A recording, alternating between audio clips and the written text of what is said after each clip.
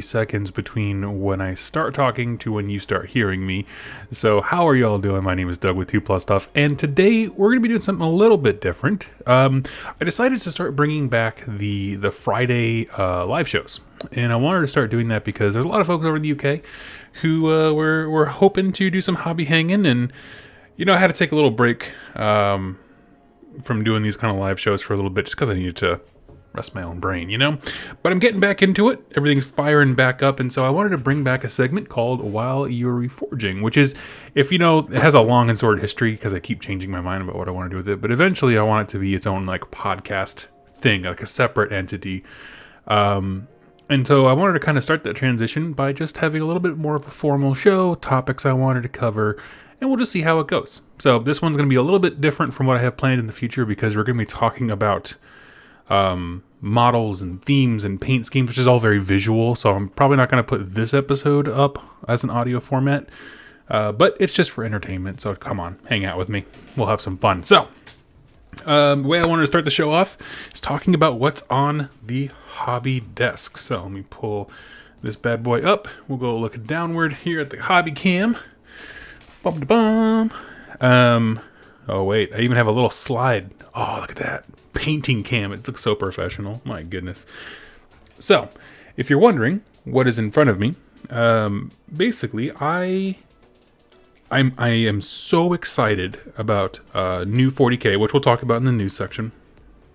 That I played a game I talked about last time with my good friend Ben. I had an absolute blast. I was playing my Gene Stealer cult. He had his what do they call it? Salamander Space Marines, specifically, and we had an absolute great time. Like, it was actually the best game of 40K. It was 50 power level, narrative mission, all this kind of stuff. I loved it. Had a great time. But the second so if you don't know the story behind the Gene Stealer cult, I got that army just to have something to paint to play with my friend Ben. Okay? That's literally the only reason.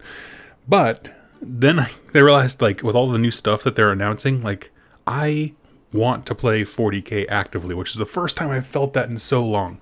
So it's I need to settle on a 40K army that kind of fits my style more than Gene Stealer cult. I'm not really a big horde army guy when it comes to actually playing them, and so I put the call out to my local Facebook group if anyone had any Grey Knights or Custodes or Inquisition, that kind of stuff, and I got a whole bunch. So all I have now, I got 2 units of Terminators that I'm just repositioning the arms. That's why they don't have any right now. But so I got 2 squads of Termies. I think there's 2 different kinds of Terminators in Grey Knights. I actually don't have the codex yet. I have 2 heroes. One of them is out of print, this guy. He was missing an arm. And so I went ahead and, kit bashed one together. And he looks great. He'll be fine. And so, and then, in exchange for the Gene Stealer cult, there was enough money to go get a couple Strike Force squads to be able to fill out these ranks a little bit. Also got, where is he at? Choboy in the Baby Bjorn. It's a Dread Knight, and it is magnetized to the flippin' gills, and I like it. So I'll put all that together later on. But suffice to say, I have all of the options in the whole world. That's what kind of made this a sweet deal, because I didn't want to do this much magnetization. So I outsourced it. So I'll put him down there. I got some more stuff here. Let's go. Oh wait, that's just his bits and the optional weapons. Oh yeah, this is Saint Celestine and her 2 Gymnids. Now, I didn't understand when the Josh, who's the awesome person who I've gotten most of my armies from Josh, or at least sold. I've kind of split them between Jack and him, all the armies that I paint.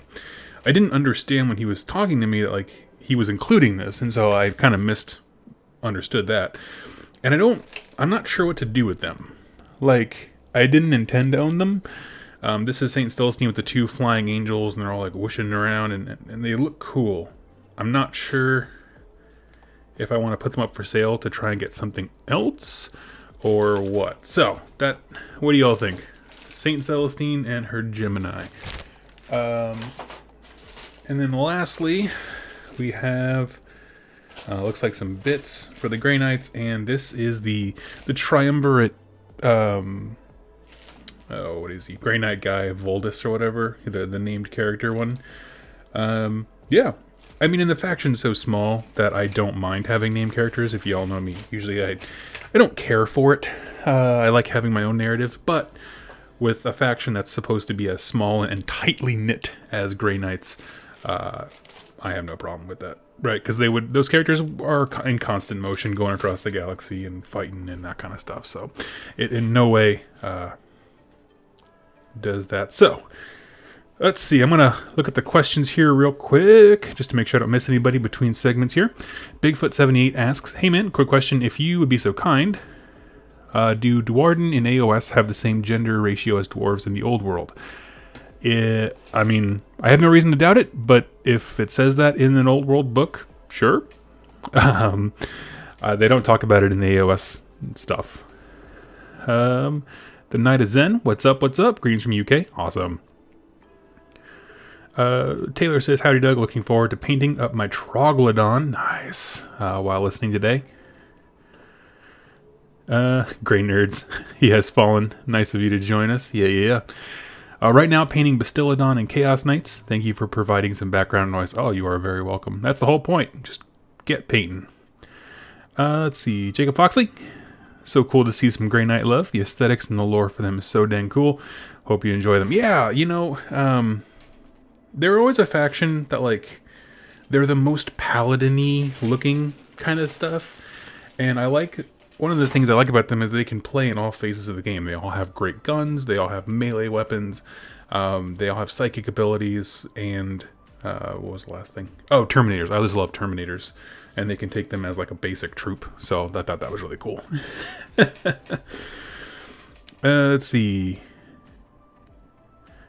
Cold Shoulder says, "Grey Knight Terminators are awesome. I have a squad for the old days kill team when it wasn't a standalone game." Yeah, I remember that. Channel giveaway. Oh, give away the Saint Celestine and her Gemini. Yeah, I think we're coming up to 30,000. That could be a thing. Let me dwell on that. Let me think about that. Knight of Zen says, "Celestine and Gemini are pretty cool models. We just paint them up for display." It's true. It's true. They are pretty cool. All right. Let's see here. Now I want to transition to talking about the news. We got a whole bunch of stuff going on in the world today. Let me just make sure that transitioned with me. Okay, cool. Take a hit of coffee. And what I'm basically going to be doing with this show is just recapping relevant news articles from like Warhammer community page and all that kind of stuff. Because this is the kind of stuff that's on my mind. And whether or not I share it on social media, I'm always thinking about this stuff. Like a lot of us are. Let me pull this out and make its own window here. I wanted to share some thoughts on some of the new 40k things. In addition, because things have changed since yesterday's video went out. I actually recorded that last weekend. And so I wanted to kind of update my thoughts here. Where is it at? Sizes for all. There we go. Two main articles I wanted to talk about today. One is the command points one. And I promised that I would explain command points and how they work differently in 40k and AOS to my buddy Jack. So if you don't know Jack from early ones, he has now a growing interest in 40k because they are getting the app. And just like me, he's someone who just loves to sit and just read and learn and catch up. And that's just an instrumental part of how we both got into AOS and got really excited for it. So to recap this article, fundamentally they're changing the way army construction works in 40k. It used to be, or it currently is, of course, you'd pick a faction and you would start building detachments for it. Detachments are just like organizational structures, kind of like an AOS, our detachment equivalent is a hero, 2 battle line, right? Or 2 heroes, 3 battle line, whatever. They have a whole bunch of different ones to reflect different formations of military stuff. So they have like Outrider, which is all about like fast vehicles and that kind of thing, and heavy support. And so all these detachments are different. It used to be that you would gain command points as a big pool before the game started, based on what detachments you had. Just for having a legal list, a Battleforge list, You get a few for, depending on the size of the detachment and that kind of thing, you get more. And so some armies could really have this huge pool of resources in the beginning of the game, specifically ones with very cheap troops. And that's not a problem, per se, not at all. The thing is, that model got very cumbersome when it came to list building. You started to see a lot of things, we call it soup lists, where I would be playing Imperial Knights. I'd have a whole army that's supposed to be themed around, 6 models armed to the gills with guns taking on an army. And what they would do is build like 90% of a Knights list and then take what's called the Loyal 32 or the Rusty 17, something like that for AdMech, where it is a minimum, the absolute cheapest battalion humanly possible, and slide it in there so that that big Knight army gets a ton of command points. Some people did a really great job of making it very thematic by having this Astra Militarum thing. They're all converted to be like, the repair crew of the Knights and that kind of stuff. But a lot of folks didn't. And it was just weird detachment stacking to get the most command points so that you can abuse other stuff later on.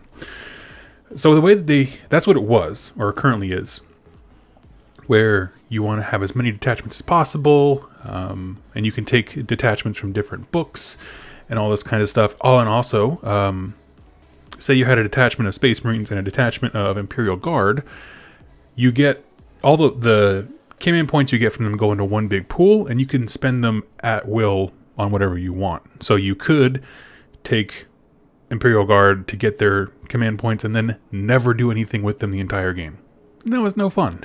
So basically, the way that they are mixing things up is really unique and I think very interesting. Now, the reason I go through all this explanation, even though this is not really a 40K channel, is the fact that it demonstrates to me how much they can change the game without changing the books, right? The army books. And that's incredibly important.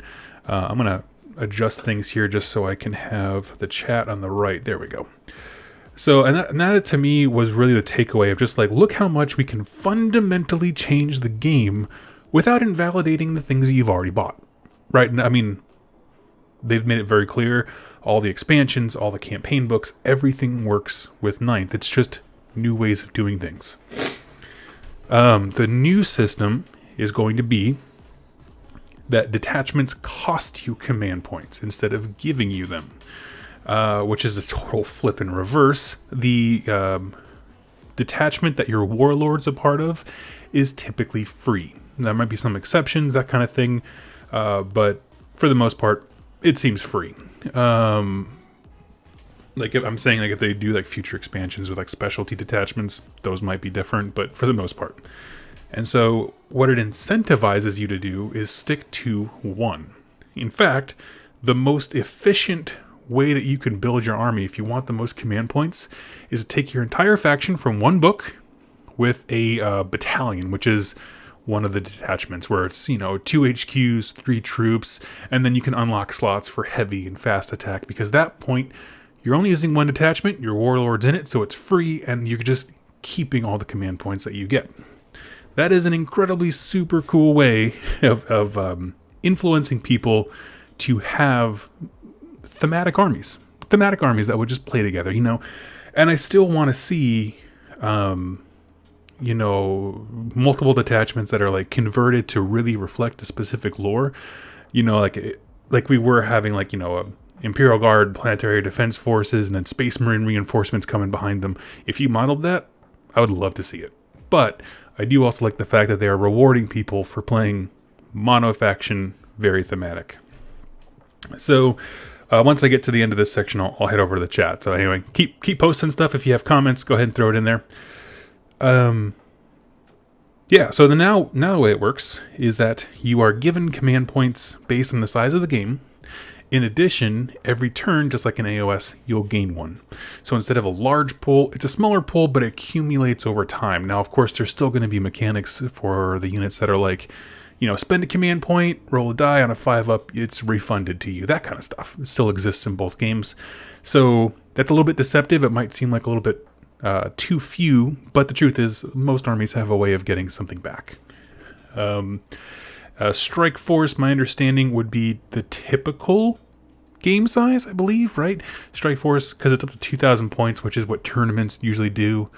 I kind of dig Incursion, where it's that 1,000 point list, but this would give you 12 command points to start if you did go with the single battalion plus 1 every turn.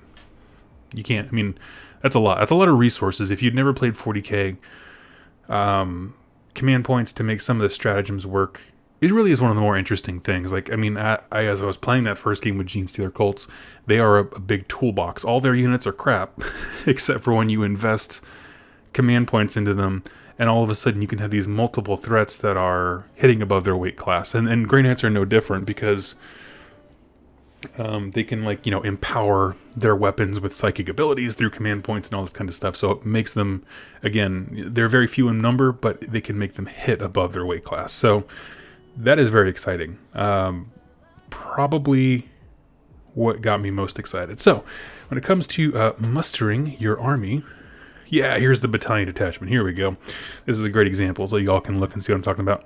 So restrictions, all the units must be from the same faction.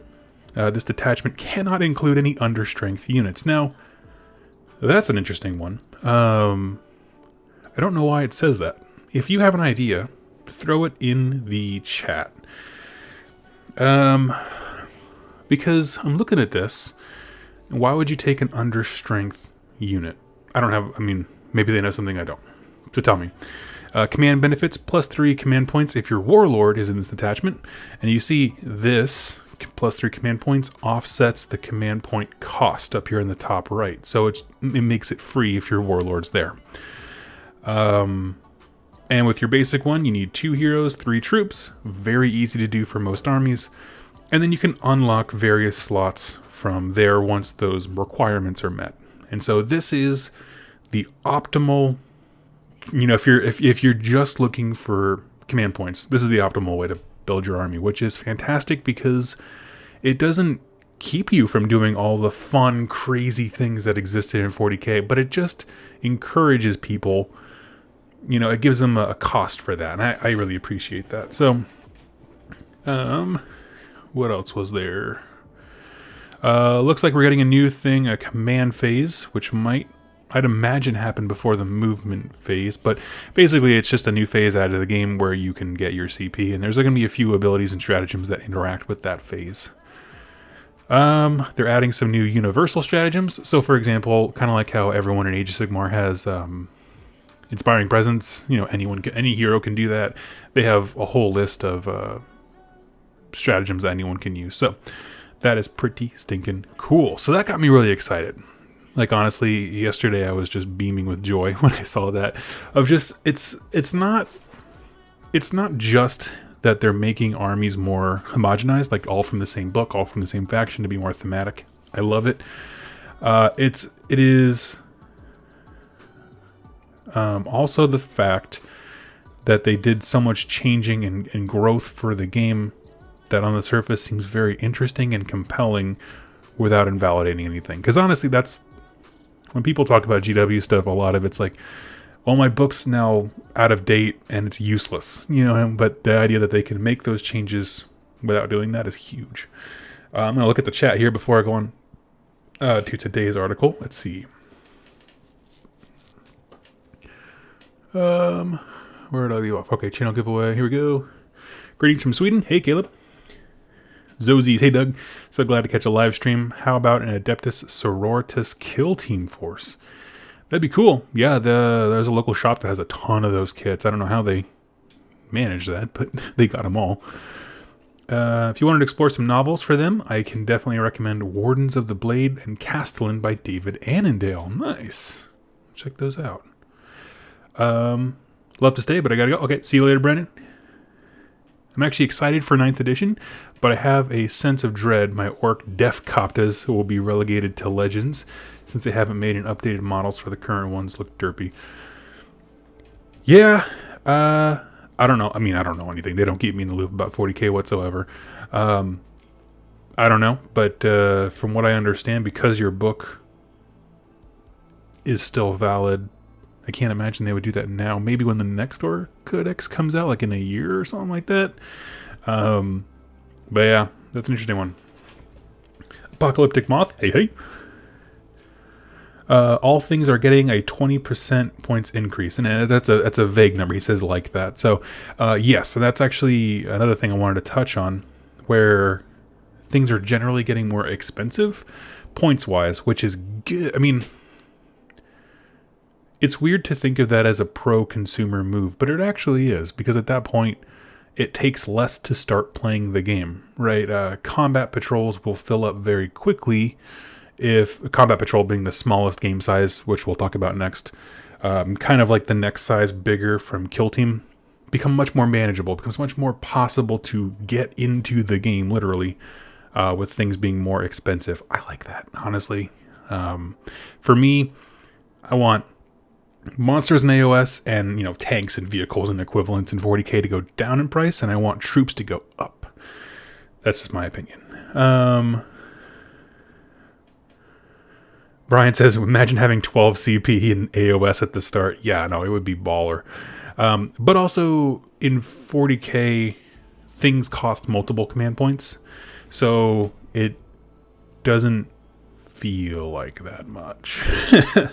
Like, there are stratagems that are like 2 to 3 command points each, which all of a sudden you're like, okay, well, it's 6 abilities over the course of a game, maybe 4 turns. You maybe get an extra stratagem, that kind of thing. So not too crazy, but yeah, it's just one more lever they can pull, the cost of stratagems. Culture says, so no minimum units. Well, you can do minimum, right? Under strength just means if you're reading the War Scroll equivalent, when it's like, this unit of Liberators has 5 dudes, so you can't take 3, right? Which would be an understrength unit. But I don't know why, because you'd still be paying for the full 5. So I'm not quite sure why they say you can't take understrength things if you're still going to be paying for the full one. Maybe there's something I don't know, like in an FAQ or something about understrength units currently in 40k that was important. So I'm going to pass by it. I'm sure it's significant, but if not for now, then something in the future. How about that? Inquisitor Jackknife, 3 understrength cheap units would meet the troop requirements. Totally get that, but wouldn't you still be paying the points as if it was the minimum size squad that's legal? That's what I'm missing. Like, why would you pay the points for an understrength unit? No sweat. How are you doing? Hey, I'm doing good. Profit of a shit. I like it. So, didn't do that. Slightly daft question. Anyone know which codex the Anathema Psychana Silent Sisters are in? What are they in? They're on the Grey Knights Codex. I don't know what they're in. If someone knows, where are the Sisters of Silence in? The ones that came with the Custodes. Maybe it's in the Custodes one? Let's find out.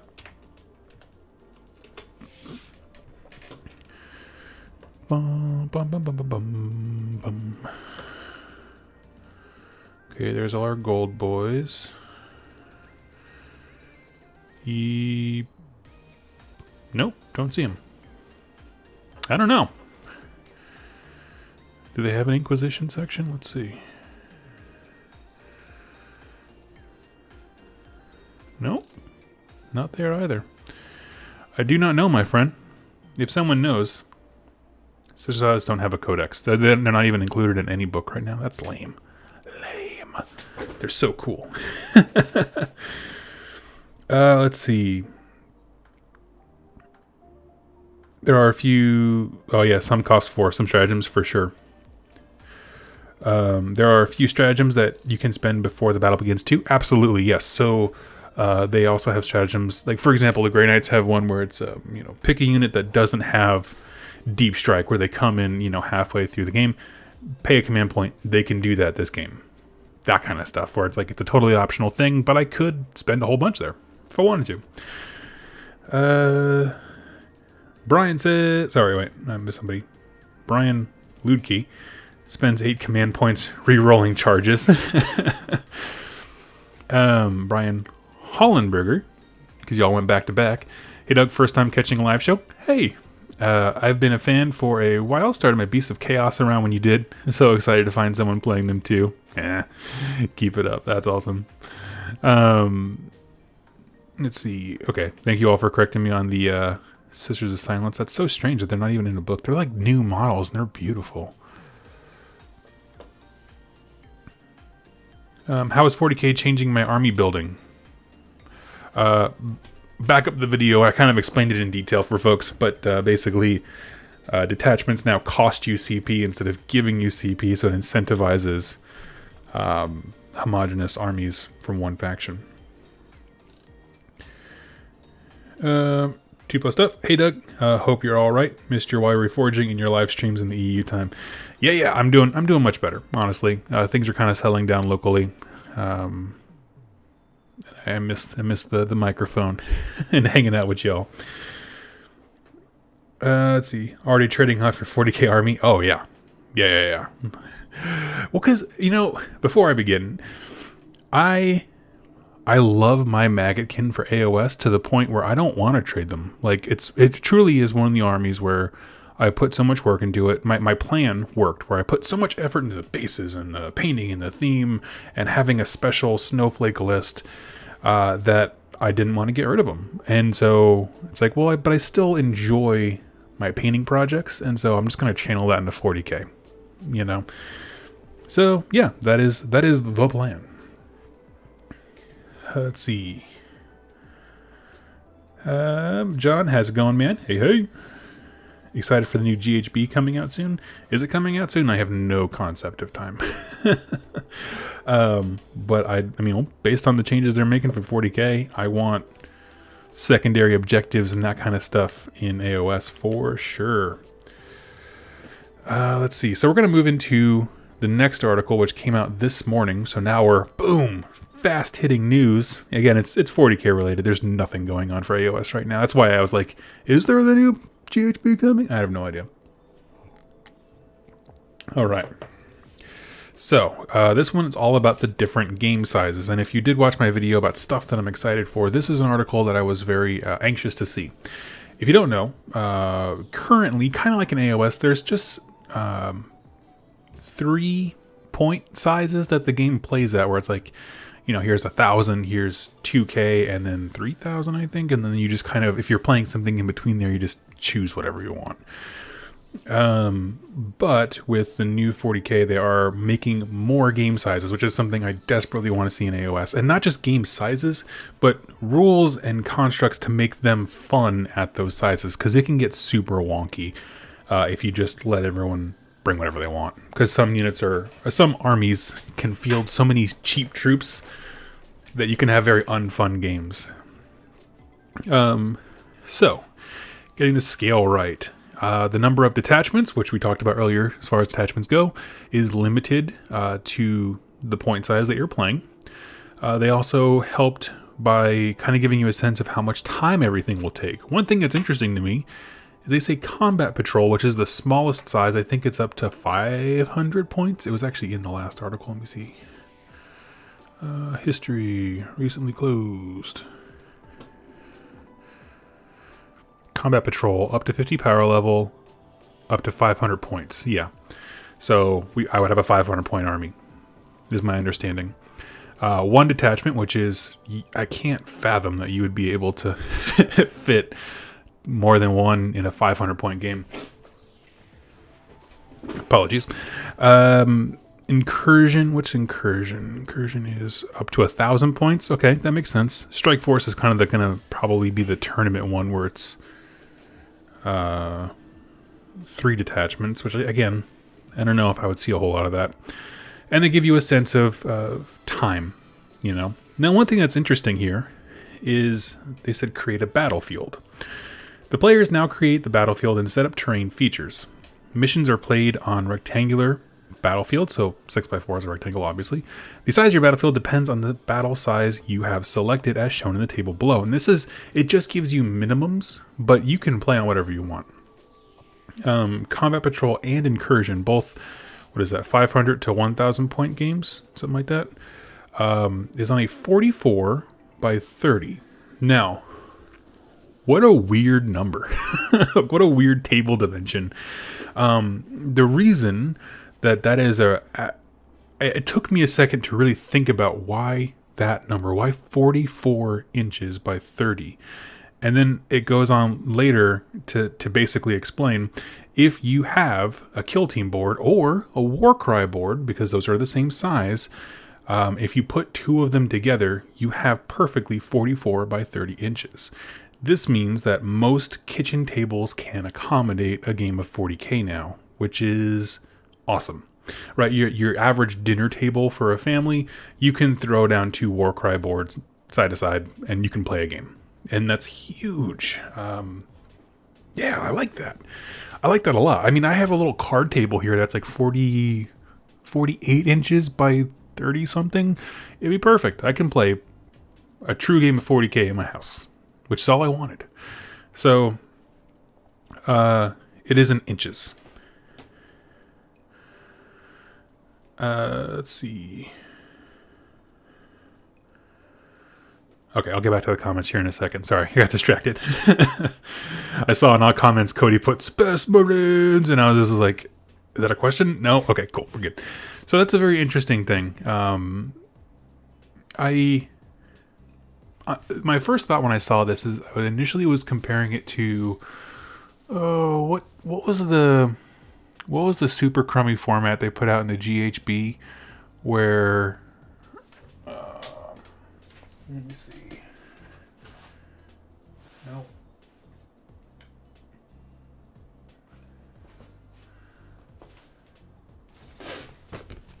It wasn't Combat Patrol, was it?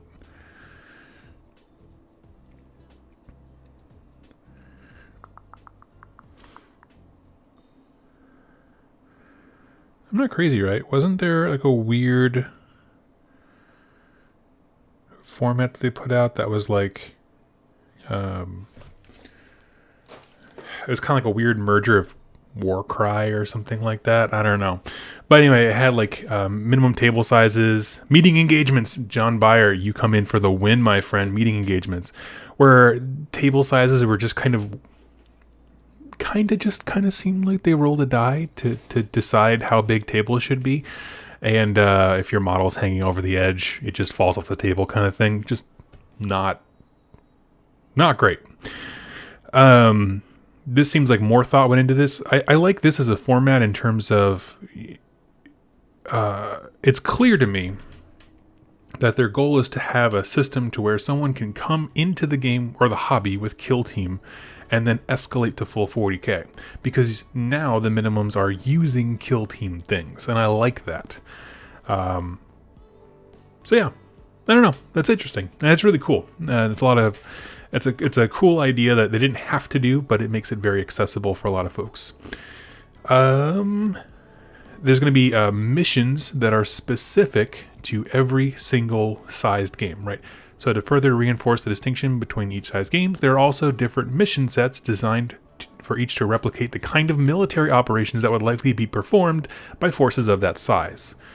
So you're not going to have your 500-point army try to do something that a full, wave of troops would try to do, which is, it's nice, honestly, even if they don't mechanically operate different, but giving me like a different narrative setup for why we're doing what we're doing to reflect the size is appreciated. In match play alone, there are 18 Eternal War missions to choose from or randomly generate. So they give us an example of a Combat Patrol one. And if you look at it, my goodness, it looks a whole lot like a certain battle for a certain pass. And I like that. Let's see. Sweep and clear. In this mission, if you control an objective marker at the end of your command phase, it remains under your control even if you have no models within range of it. Again, command phase, not sure where in the order of operations currently that's going to be bolted into, but I'm interested. One thing that is super intriguing, I will say, about the new 40K thing is the way that points work. So, you have primary objectives, which is literally just the mission. right? And that's pretty typical. That's how it works with AOS too. But then you also have secondaries, which you choose. You can choose secondaries that your army would be really, really good at achieving. But for both of them, there are caps on how much you can win, how many points you can accrue through those objectives. So there shouldn't. The idea is they're trying to address runaway victories, right? If one army is an Alpha Strike army where they're not on the table first turn, and the other guy can go and sit on objectives and he's just really hard to dislodge, or vice versa, where the Alpha Strike guy shoves you so hard into a locker like a nerd that you can't get to an objective, there will be a point where they stop receiving victory points for the primary mission of the game. So, at the end of each player's command phase, the player whose turn it is scores 5 victory points for each of the following conditions they satisfy. Okay? So you have your objectives here. So they control 1 marker, you get 5 points. If you control 2 or more, you get 5 points. If you control more objective markers than your opponent controls, you get 5. Okay? Now those all could be won in first turn. Technically, right? They could be. But the thing is, it says to a maximum of 15 victory points. So if you were to do that, first turn, hop on every objective, right? And, drop trowel, give them a pressed ham, show off that you're controlling the board. You don't earn anything else anymore. You're done. There's no reason for you specifically to be on those objectives, but your opponent wants to. They want to do their... So now your game changes from primary to secondary, right? Whatever secondary things, if you want to keep the pressure on as far as accruing more points than your opponent, the plan is to now focus on secondary. So that's a very cool thing. And thematically, it's like we took the beachhead and now you have to take it from me, rather than just this constant both, push and pull and that kind of thing, which I do like quite a bit. Secondary objectives, which I said before, you can choose. But one thing they didn't mention was the fact that missions will have a thematic secondary that comes with them if you want to achieve it. So in this mission, when players are selecting their secondary objectives, they can, if they wish, choose one of them to be the one below, which is called Surgical Assault. It's a progressively scoring one, so it goes as the game is going.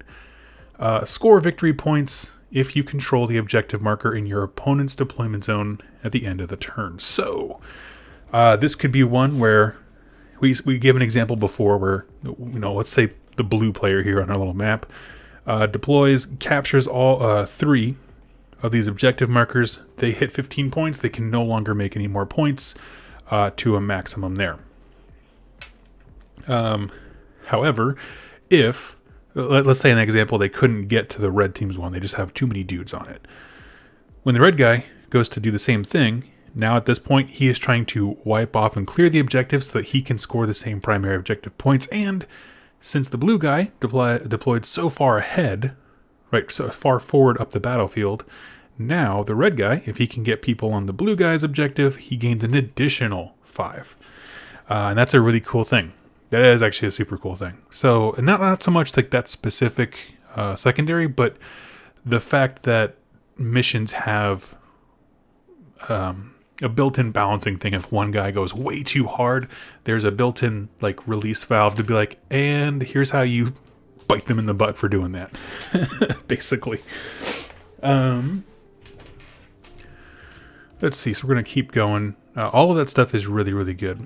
And then I go a little bit more into Combat Patrol, which I'm excited to learn about. So, on the topic of Combat Patrol, though many of you may be familiar with fighting battles that are roughly equate to the size of Incursion, which is about 1,000 points, Strike Force, 2,000 points, or even Onslaught, the big ones, Combat Patrol is aimed specifically at small-scale skirmishes and vanguard operations. As such, it's perfect size for lunchtime games, and they basically just tell you it's a good way to build up from Kill Team. If you played Kill Team and you're like, I kind of want to try 40k, it's a setup to where you can maybe grab 1, maybe 2 more kits, right? Because depending on what faction you play, to meet a battalion.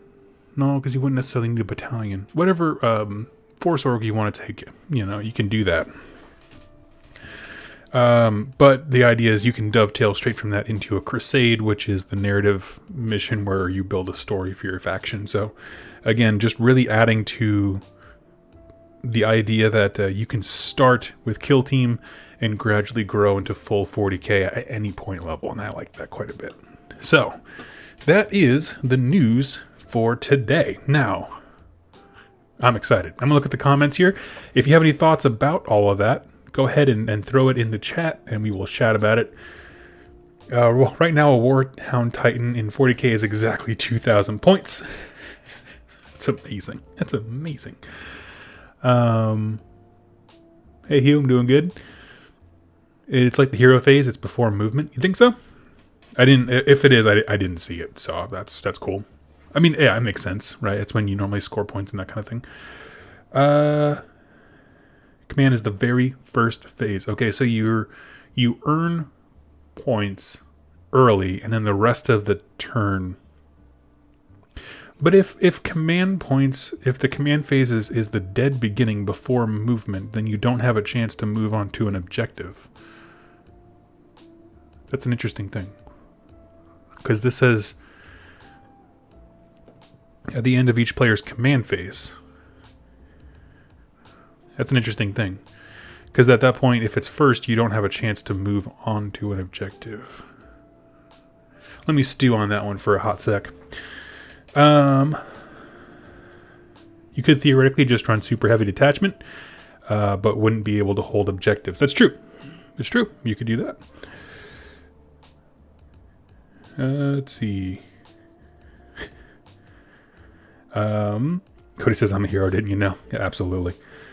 Let's see. Oh, I think my chat's kind of jumped around on me. The primary objective cannot be scored in the first battle round. Okay, also fair. I was more thinking of as more an example of how being aggressive could score you a lot of points, but there's a cap. I wasn't really necessarily talking about the first round, but yes, good. Thank you very much.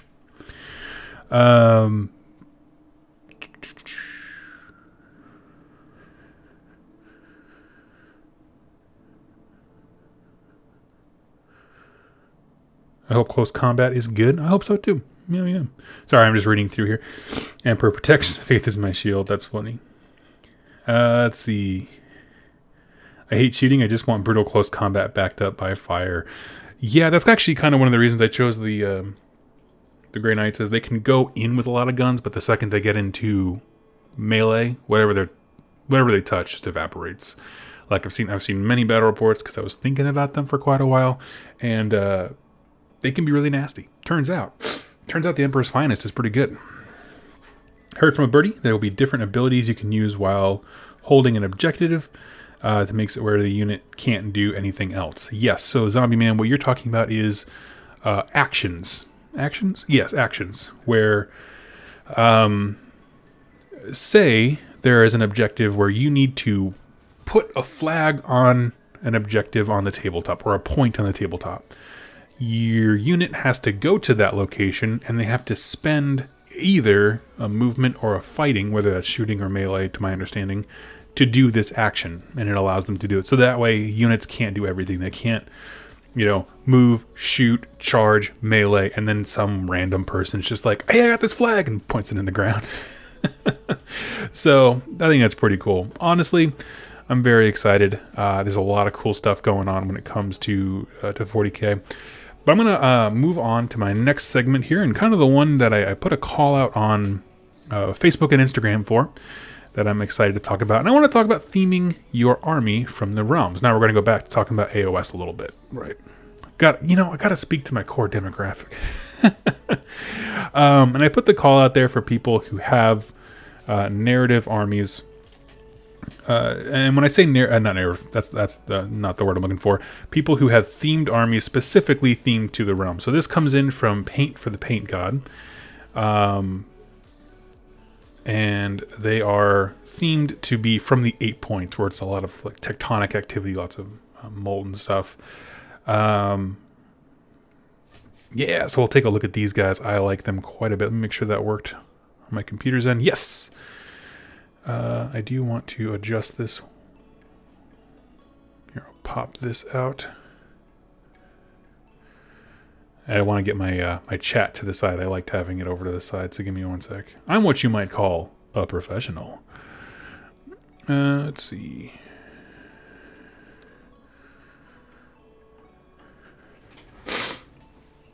All right. So this one, beautiful armies. He went for a turquoise scheme, and the amount of lighting effects here is stellar. I mean, it's breathtaking. Where he has the blue ethereal flames here on the Mutilith Vortex Beast, I think. Yeah, that's the Vortex Beast, and that's the top from the War Mammoth. But yeah, and so heavy emphasis on source lighting for sure, but we're going to go through and you're going to see some really cool things. So this is his Archaeon. Much darker than the turquoise guys, but that's cool. That's cool. He stands out. Oh, this is him playing a game against 2 Great Unclean Ones. That's nasty. He has a sorcerer that is, you can barely see it. I'm going to find a better picture here, but it's suspended by a chain, and this molten rock is like floating. He's using it as like as a pedestal, which is really cool. Here's a great shot of Chaboy. I assume it's supposed to be like a Chaos Champion or a Warband Champion, whatever. But he just looks great. Fantastic conversions all around. What's interesting is that it seems to be predominantly made of the old Slaves to Darkness Chaos Warrior kit, but the amount of color transitions and dynamic bases it makes it seem. It doesn't look old, right? It looks great. I like that quite a bit.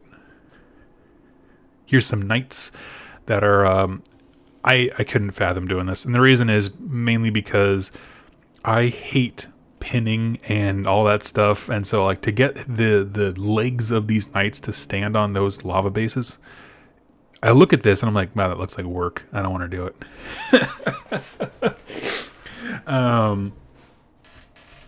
Knight of Zen, it's an incredible looking army. Yeah, Mordian, awesome lighting. Yeah, it's incredible. So here's some more shots of the Chaos Warriors and that kind of thing. Again, they don't look static because there's so much visually happening as they go from red up to the turquoise type color. These are Chosen. Yeah. Man, I haven't actually seen Chosen, but what's interesting is they're Chosen, but no, they're not. What are they? Oh, they're probably Kit Bash Chosen because they look like... I don't know. This one over here is definitely a Stormcast with what looks like Kit bashed in Khorne Blood Warrior. He has like the Goreglaive and the shoulder pads look cornate, but the torso and the legs, that stance, is from a Retributor. He put on what looks like an Ironjaw's Ardboy axe head. I could be wrong about that, but it's that same style with the big, broad, fat. And then Chaos Warrior heads. So that's huge. There's a lot of stuff going on here. Holy smokes. I assume this is his Chosen. And it looks absolutely rad. Let's see. Constantinos. They're made of Paladin pieces with Varangard and Chaos Knight stuff. Okay, Varangard. That's probably what I was thinking of. Yeah. Those have to be Chosen. No other carries great weapons like that. Yeah, I'm sure they're representing Chosen, but they're not based on the Chosen kit. So we've got 2 things of Varangard, what I'm assuming is a Chaos Lord, a Chaos Sorcerer, a unit of warriors. 1, 2, 3, 4, 5, 6, 7, 8, 9, 10. 10 of them, but there's 3 banners. That's very interesting. And then, is it a Mutilith Vortex or whatever the Slaughter Brood is? An Archaeon. And I assume that if Archaeon... Okay, back up words. If you do the Archaeon sub-faction from Wrath of the Everchosen, and he's your general, I believe, someone correct me if I'm wrong, I believe the Varangard become battle line? Is that right? Or he makes them battle line somehow? Tell me in the chat. I'm curious. But because at that point he would have 3 battle line, which would be cool. So yeah, paint for the paint god. You killed it, buddy. Did good. Went back out here, and we're going to move on to our next example here. And this one is Ossiarch Bone Reapers that are based around Shyish. Okay, and what he was going for, to my understanding, was intense boneyard, so lots of skeletal colors and that kind of stuff. Not nearly as much kit bashing on this one, but I wanted to point it out because I like the idea of having. It's easy to assume that every death army, is auto themed from Shyish, but there actually are some cool things that you can do to make it specifically, deathy, even in a death army. If you're in the Grand Host and he's in charge, they're battle line. Thank you, John. That's what I thought, but I didn't want to say it with confidence and gusto. So yeah, we have Nagash with his the guards that'll take wounds for him. This seems like a terrifying combo. Just going to throw that out there because Nagash is nasty and they can jump in front of stuff for him. They use the Hex Wraith Flame. One of the reasons I wanted to share this one is to break the idea that having a themed army with a cohesive idea behind it requires this immense amount of painting skill and talent, not talent, but technical superiority over like painting and that kind of stuff. Whereas this one is very doable. Like this is a paint scheme that is super doable. He has Hex Wraith Flame on the ghosts. He has the Gloom, Nighthaunt Gloom for the robes. Like it is themed, it's beautiful, and it's done very easily. I'm pretty sure most of this was painted with Skeleton Horde contrast paint too. And I like that. I like that there's a range for well-themed armies where there's this one, which is much beginner friendly, at least from a painting standpoint. All these models are a pain in the butt to build. Morghasts were such a nightmare when I was trying to build them. All the way to the kit bashing of Liberators or Paladins or whatever like that to make the other units. So here we have some Morghast. I'm not sure if they're Archai or the other ones because now they can all take whatever weapons they want. Here we have a what is he? The Bone Shaper? Something like that. Sorry about that. I'm getting a little sore throat. Really cool stuff. Volk Mortian. I love the purple and green candles. Like the purple candles that emit a green flame. I think that's super funny. And also he did a great job, even though I'm like really certain it's Hex Wraith Flame. The flame over the Skeleton Horde to make his chest glow, I think looks really neat. Here's the Stepmaster, as I call him. I love this model. I'm actually just grab him just because I want to paint him. I know a lot of people don't like the walking legs, but to me, it is the Nagash equivalent of the Freedom Scooter, where you see like somebody who's very, very lazy. I'm going to ignore anyone with an actual medical condition, but just drive around Walmart in like a scooter for no reason. That's what I'm calling this, the Freedom Scooter. Let's see. Here we have this guy, and I don't remember his name. He's a Reaper of some kind. Tell me in the comments here. Incredible model. You don't see him a lot on tabletop because he's kind of this weird in between of like a hero who wants to be in combat, but he doesn't have a lot of combat prowess. But I love the fact that he's taken him. The blue on these weapons, as someone pointed out, is really nice. Like that quite a bit. Let's see. And here we have the Bone Tithe Nexus. Yeah. I feel like they designed the Bone Tithe Nexus and were like, God, no one's going to want to paint this thing. And then they were like, we need to solve this. Hey, make contrast. And then they released contrast first. Because I can't fathom doing this the traditional layers way. I would do exactly, get the stone sorted out, maybe with layers. And then just go nuts on all the skeletal stuff with contrast. That's exactly what I would do. This guy nailed it. We're moving into the basic troop type here. Actually, I will blow some of this up. There we go. Basic troops with spears. I like them. When I was thinking about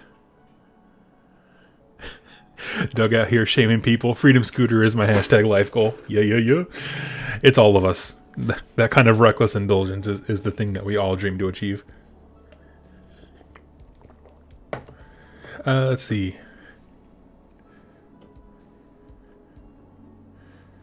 The 9 tithe is horrible. 9 tithe. I don't know what that is. The bone tithe? You mean the model? Yeah, I was like, his paint job looks great. If I was across that from a tournament, I'd be like, that's a great job. But I understand it is a huge model. It is very cumbersome on a table. We'll move along here. Here we have I think they're the stalkers, the blender boys, as I like to call them. Very, very nasty in combat. Can be anyway, at least when they spin their heads the right way and they become masters of everything. Love it. Looking great. I also like how he did like a brown on the bases to kind of make it, I don't know, cohesive. Like it looks like a desert base. We got some more sword boys. Yeah, so I will say, if a house burned down, right, my apartment, and someone was like, hey Doug, we're gonna gift you with an Ossiarch Bone Reaper army, tell me what you want to build, I would do a cavalry based army. Like this is my jam. Of that collection of models. I love it, especially if you know like the lore for them, where the horses are also people's souls, but this is like leaders who failed Nagash or just didn't do super well, so he just turns them into horses. And so now it's like, now you're a horse. That's your life now. Let's see. Then we have the Endless Bells, which I'll be perfectly honest with you. These look awesome, but I never hear anybody talking about them. If you in the chat do play Ossiarch Bone Reapers, tell me why no one talks about these. Is there something weird about them that they don't really work that well? Oh, here you have an Arcan. Arcan's Blick, who matches Nagash. Same thing, Hexwraith Flame. Did some nice work with the bone. Now, one thing I wanted to point out here is that some people will look down on contrast paints and saying it's like too easy and that kind of stuff. But getting the Hexwraith Flame in between, even if you use contrast and Hexwraith Flame for these colors, you put a lot of work into going back and making sure that there's no flame on the bone and bone on the flame. You know what I mean? Let's see. Oh, here we go. Kakarotokros. Here we go. So yeah, the man, the myth, the legend himself, looking good. Did a great job on the body. I'm curious what color he did this tabard, because it's so light. I like that. It's almost like a pastel-y kind of color. Maybe it's a flesh. Maybe he did one of the flesh tones on it. Let's see. Yeah, no, he nailed it. I'm curious as to if he sub-assembled any of that. Here's the Leech Cavalos. Horse Boy. And, oh, he's got one of the catapults. Nice. Nice. Let's see. Yeah, the bone tie. Yeah, the model, not his paint job. Yeah, that's what I figured. I was like, Davis has never come in here all hot and heavy, guns blazing, telling people that their paint job sucks before. I was like, I assumed that. Sounds awesome. Counts as fitting with the overall lore to me. Are you on Insta? Am I on Insta? Yeah. Oh, you guys. Yeah. Talk amongst yourselves. Sorry. Okay, so we're good. That is that one. I have one more that I wanted to go through. And I'll actually pull it up here. This is a... Ooh. Hold on one sec. That's not what I wanted. Where's the thing that I wanted? Give me just one hot second here. I'm going to throw y'all on the downward cam. Give me one sec here. I'm going to pull up the one that I was looking for. But yeah, tell me all your thoughts about all of that noise.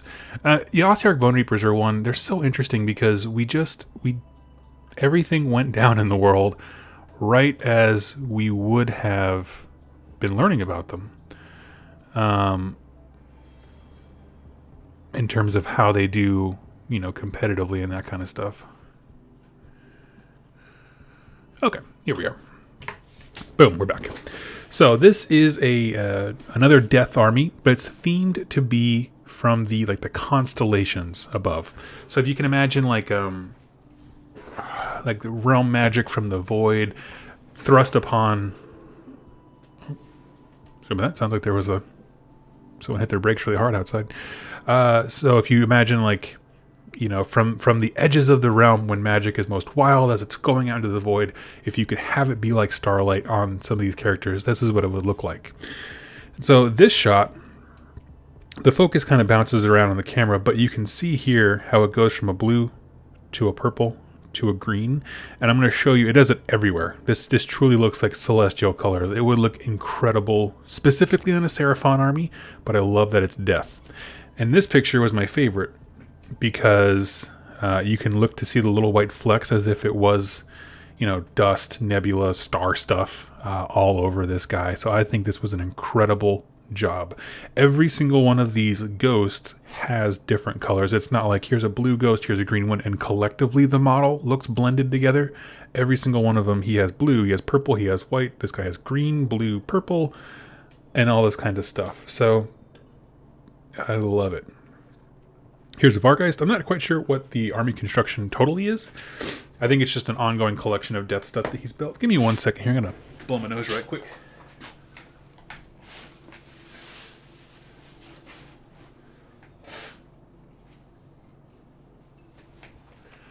Okay, not sure why I got all runny all of a sudden. I just hate sniffling in the microphone.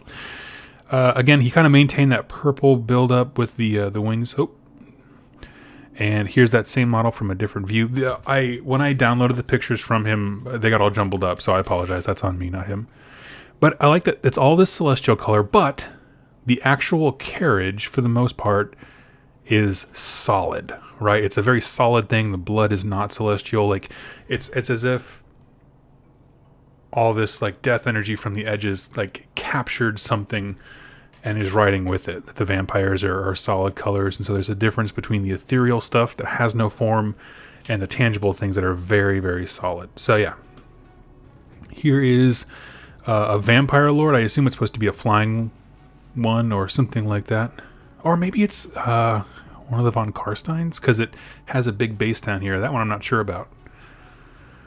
Yeah, and this is a side shot. That front is incredible looking, where you have the purple and blue ghosty boys fading the green, and of course the vampires, like I said before, and the carriage itself are solid in terms of not bleeding anywhere, not bleeding colors like celestial stuff. Now, yeah, here's a good shot of this. Does someone know what this model is? Is that because given the base size, it makes me think it's intended to be one of the Von Car, Manfred, or not Arcan, because he's always been a lich, like a skeleton form. If someone knows, let me know. Or maybe it's just meant to be an alternate version of the carriage, but he has a vampire lord on it, which would be also cool. So people are loving it. Give me 1 sec here. I want to get this gentleman's name, and I don't want to pull up my personal chat with him to do so. So it is Tony V is the creator of this. Tony, you nailing it, brother. Let's see. So yeah, here's another different shot, and those are the pictures that I have for this army. But I love the yellow. This is the only part you see yellow on is the lights. So I don't know. I thought this was a really cool one. I hadn't seen anyone do a celestial theme that wasn't Seraphon, but this scheme would look killer on just about any army. Personally, I'd love to see someone do it with Seraphon. That'd be so cool. But death especially with the ethereal stuff, right? Like the skeletal knights, I still think would have a place in this army, but specifically anything that has an ethereal power to it. Love the celestial stuff. It's an old Manfred. That's not Manfred stuff. Okay, so I see. So maybe they took part of a Coven Throne and kit bashed their own thing. That's interesting. horse looks like it could be from an old Empire Reichsguard kit. That is true. This could just be a kit bash. But Tony, if you are watching this later on, go ahead and throw in the comments down below, brother, what this specific model is trying to represent, because I'm curious. It could be a lot of different things. Just given the base size, it makes me think that it's a Mortarch or the Coven Throne. It's the old Manfred von Karstein, and I think he's playing as the new one. Yeah, and that would make sense. That'd be cool. I did see someone put the old Nagash model, which is this super derpy little dude, on the new Nagash model size base, and it's just awesome looking. It really is. So those are the ones that I wanted to point out this week. I just wanted to talk and show some really cool armies of people who put some work in, and of course you can tell they're vastly different levels. Whereas the first one that I showed, it is heavy conversions, incredible paint job with the source lighting and the basing and that kind of stuff. The second one was gorgeous in its own right, looked really cool, cohesive army, largely done by contrast paints and Hex Wraith Flame, and it looked stunning because they're really cool. And this one where they went super lax on the basing, it's basically just sand with some shrubs, but they did a lot of work in terms of color, and color was the emphasis here, and I just think he nailed it. What do you guys think? Hey, Doug, can you throw the Instagram handles in the video description? Yes, I will do that afterwards, for sure.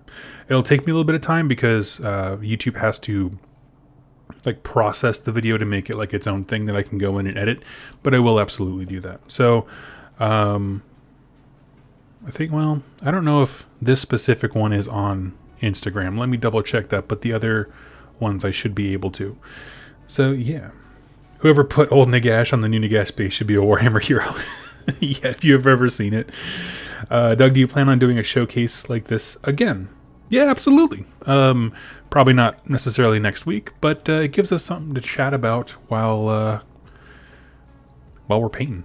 That's honestly all that while you're reforging was ever meant to be. So yeah, and this is kind of the feeling that I want my Friday shows to be. So I wanted to do, what I'm doing on my hobby desk, show off some stuff. Obviously this one's a little bit light because all these models, I just got them literally last night with the Grey Knights. And then I want to talk about news, which is just any relevant Warhammer community page articles that came out that I'm excited about, which in this case was all 40k, but it is what it is. And then have just a main show topic that we can chill and listen to. So tell me really quick, you guys are my sample size. Do you like it? Keep it really simple and brief for me anyway. But it's a good chance to just pop in and chat with some folks. In the future, I'll probably do some topics and discussions that are less visual based, so I can put this up in podcast form, that kind of thing. And I think that's probably a smarter way forward. But I'd like to know what you think. I recommend looking at the Nyx Born from Magic the Gathering on the plane of Theros. Okay, what Nyx Born, Magic the Gathering. Let's look at it together. I don't know what that means.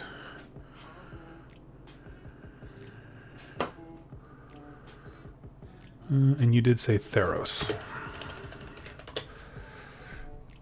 Okay, we got some cool celestial stuff going on here. Ooh, that's super pretty. Yeah, I want a Sigmar model that looks like that guy. Does the dragons. Okay. I dig it, dude. Here, let's see if we can... Oh, lame. Hopefully there's not something super lewd and... Ah, there we go. That is super pretty. Yeah, same colors. Got the purple, greens. He didn't integrate as much yellow and orange except for those lights, but that's a cool little pop that he did. This looks great.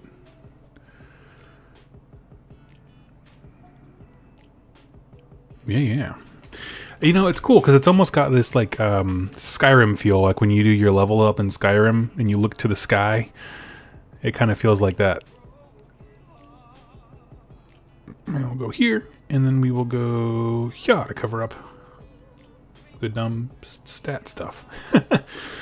Love this format for Friday. Yeah, nice. Awesome. Thank you so much.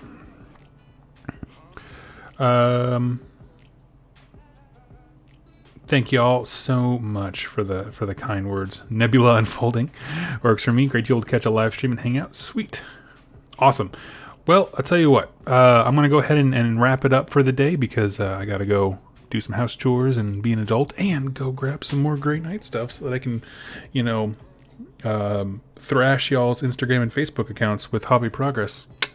So if you are interested in following along with that, the links to my Instagram and Facebook are down below. And of course, like I said, when this video is finished uploading and processing, later in the day you can check back and I'll have the Instagram handles and that kind of thing. So go ahead and check it out there.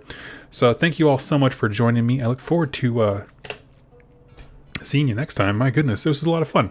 It's nice. It's kind of a relaxed fit Friday thing and it gets me to hang out with folks. I'm excited about that. So y'all have yourselves a wonderful day. Stay safe out there and be cool to each other.